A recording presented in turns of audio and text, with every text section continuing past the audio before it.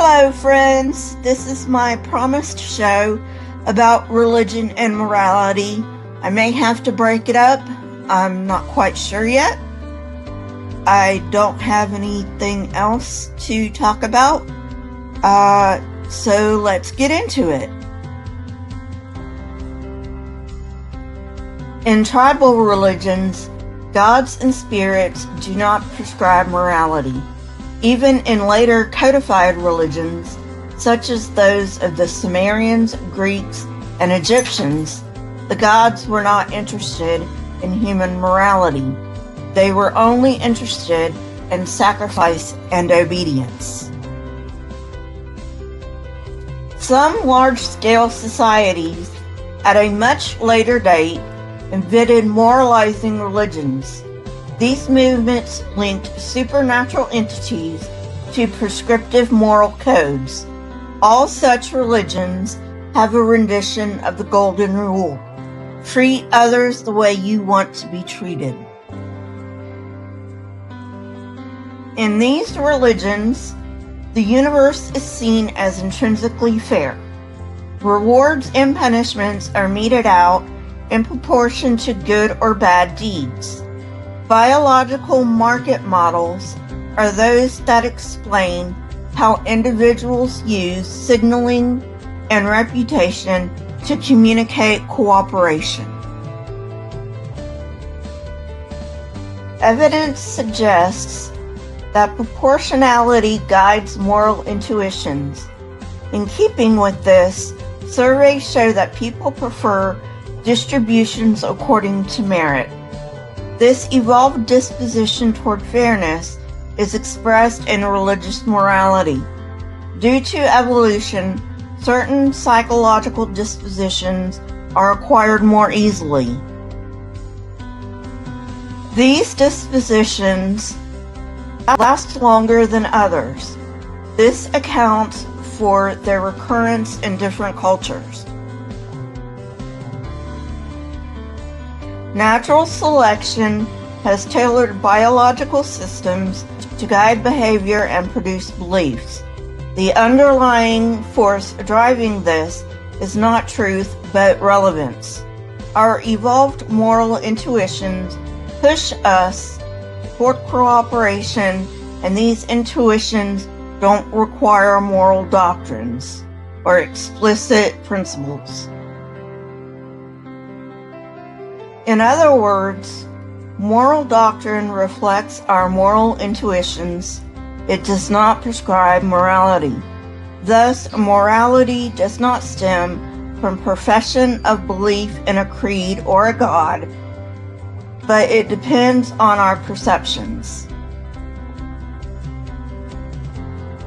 Evolutionary biologists recognize an important relationship between our intelligence, transmission of culture and ideas, morality, and religion. Human intelligence evolved to assist us in cooperating within our own tribes to outcompete other tribes. Cooperative norms were codified and culturally transmitted from one generation to the next as morality. Religion was invented to ensure obedience to authority and strengthen group solidarity. Cultural traits like cooperation drive changes in morality, and changes in morality drive changes in religion. In sectarian morality, moral standards are seen as arising from the group. The motivations are limited to practical concerns like reputation, appeasing supernatural agents, and group stability. These are the 8 stages of correlation between social organization, morality, and religion. We will go through these one by one. The first ancient behavior that can be thought of as ancestral to morality is aid to close relatives. Humans share this trait with other living organisms. Mammalian nepotism seems to be related to the mother-offspring bond, which co-evolved with lactation, making it at least 135 million years old. The first extension of sympathies past kin was interaction in small groups. Such mutually beneficial interactions would evolve beyond kin to small groups. This is also widespread in animals and is at least 7 million years old. Three major changes relevant to morality and religion occurred 70,000 to 100,000 years ago. Increase in complexity of language, burial of the dead, and strengthening of leadership within groups. As humans gained the ability to represent symbolic content with language, rules for behavior became clearer, more specific, and more permanent.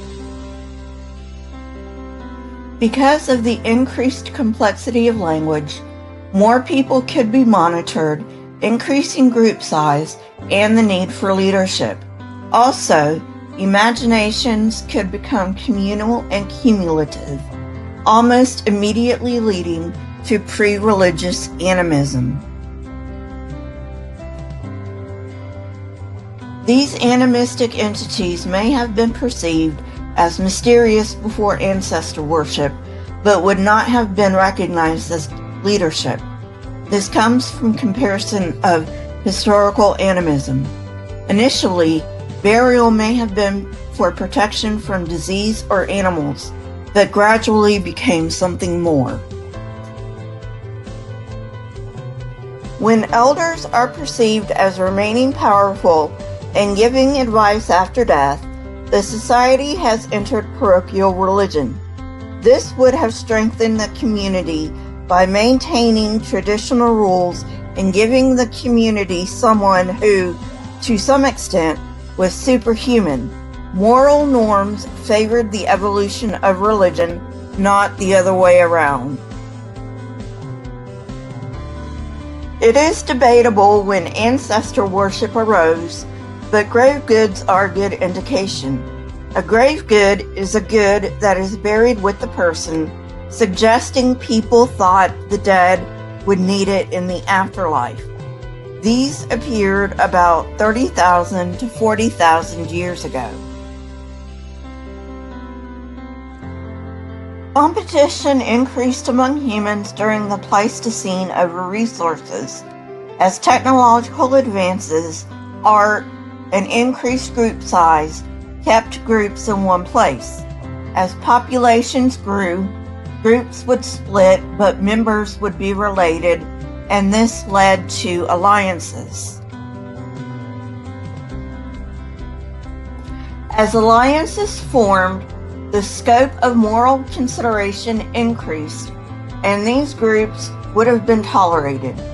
However, it wasn't until about 30,000 years ago that evidence shows contact and relationships between groups.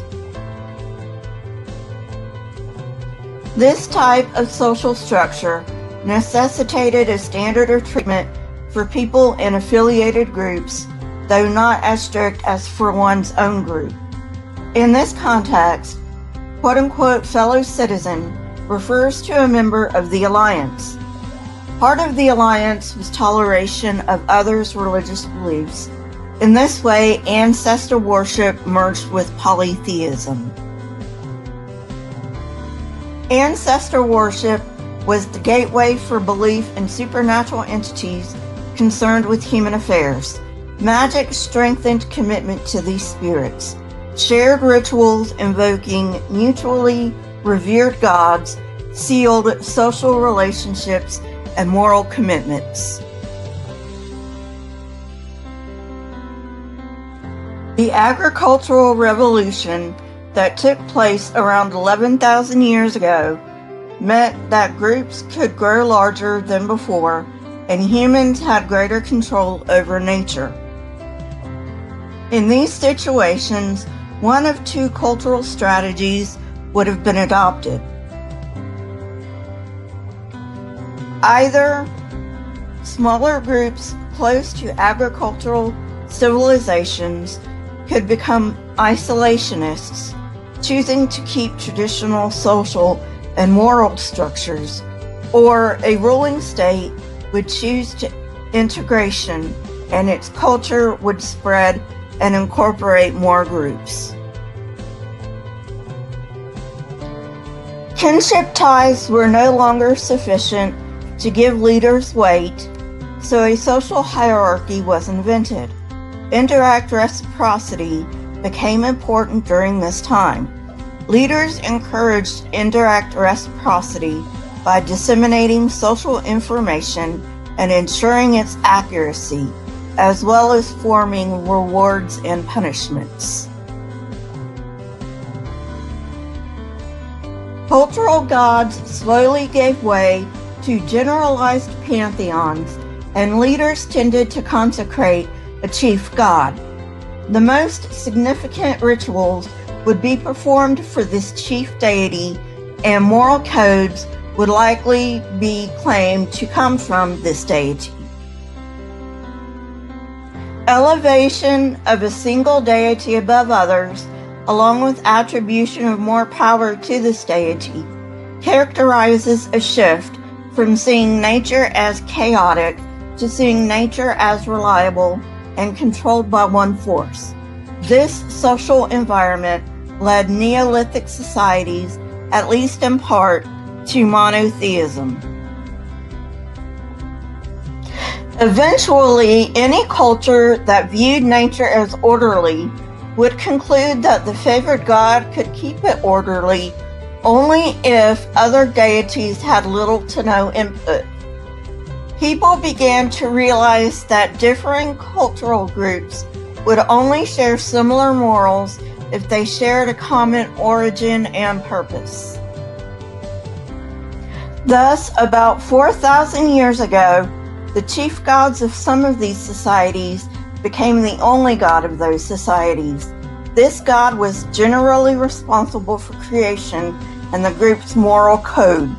The earliest written evidence of monotheism is some verses from the Bible, the Vedas, and the great hymn to Aten, ascribed to Akhenaten, the heretic pharaoh. All of these were likely written in the 2nd millennium BCE, but stemmed from older traditions. From this time onward, morality has been seen as created by the Supreme Being and inherent in the universe, rather than proceeding from social groups. A cosmopolitan environment made universal morality advantageous. This required a universal giver of morality. For these societies, morals are likely to relate to the purpose of life. A single creator god would not be necessary in societies where universalized morality is not advantageous. However, from the beginning of writing, and even likely before then, people have had the ability to question both morality and religion. Throughout the history of modern humans, there have been those that were prone to philosophize and draw their own moral and religious conclusions. This scheme highlights the interdependence of religion, morality, and social organization. It also highlights the fact that morality came first.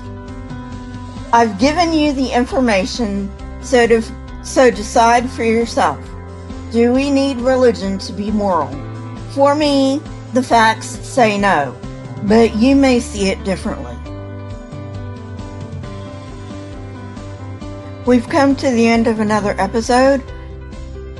Let me know in the comments if you want me to do a part 2. I'm not sure I can make this a series, but I will see what I can find in the literature on this. If you want me to, just leave it down in the comments. So, until next time, friends, question everything.